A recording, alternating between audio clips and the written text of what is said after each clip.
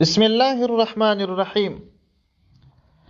یو ورور پوښتنه کړې ده، وایي ما اورېدلی دي چې انسان د آدم علیه السلام د اولاد څخه دی او آدم علیه السلام د خاورې څخه پیدا شوی دی.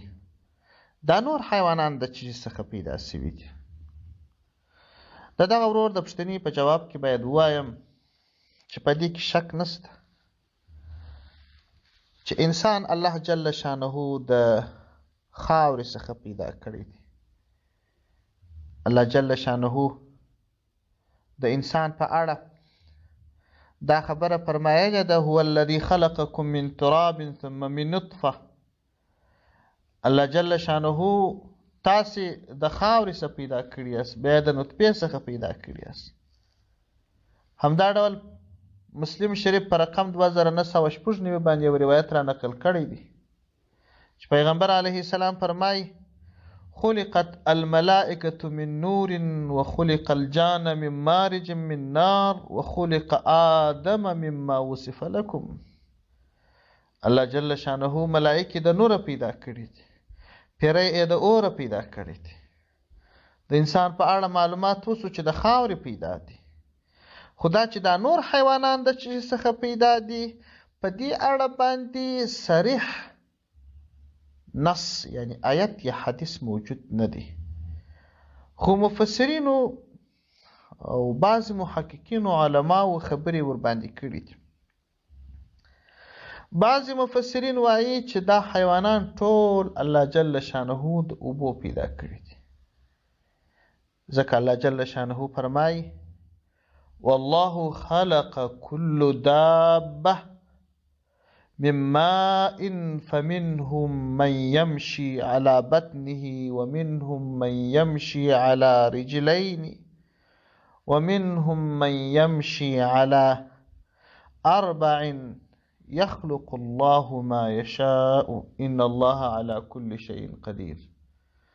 الله جل شانه هر دابه، هر حرکت کوونکی شی، دابه څه معنا؟ کل ما يدب على الارض، هر هغه شی چې پر ځمکه حرکت دا پیدا کړي دي د اوبو څخه. په دې کې نو بعضې بیا پر نستي لکه مار، او بعضې پر 2 پښو ځي، بعضې پر 4 پښو ځي.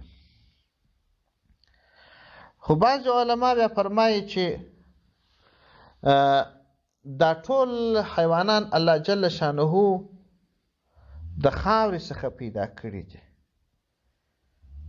پر دې باندې یو حدیث د ابو هریره رضی الله عنه را نقلی چې روایت ابو هریره رضی الله عنه کړی دی چې پیغمبر صلی الله علیه وسلم فرمایي: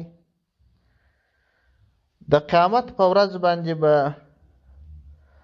د جماع او قرناع یعنې د کلی او شکروري انتقام سره واخیستل سي، او بیا به د الله جل شانه د لوري څخه حکم ورته وسي چې کونو ترابا، تاسې ټوله خاورې سي.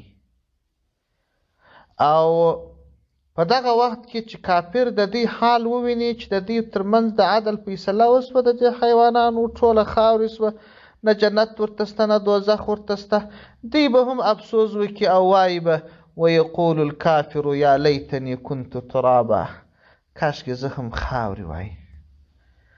نو وایي دا چې دا حیوانان خاورې کېږي، دا پر دې دلیل دی چې اولا هم دا حیوانان د خاور څخه جوړ وه. پر دې باندې یو دلیل آیت وایي چې الله جل شانه په قرآن عظیم شان کې فرمایي: ويوم نطوي السماء كطي السجل للكتب كما بدأنا أول خلق نعيده وعدا علينا. وای د قیامت د ورځې ځینې حالات بیانوي او بیا وایي دا مخلوق چې موږ د څه څخه پیدا کړي وو بېرته به یې هغه ته رد کړو. نو وایي دا چې د حیوانان خاورې کېږي، د دې دا معنا چې اول دی د خاورو څخه پیدا وه، بېرته خاورو ته رد شوه. والسلام علیکم ورحمة الله وبرکاته. تعلیم القرآن اسلامی رادیو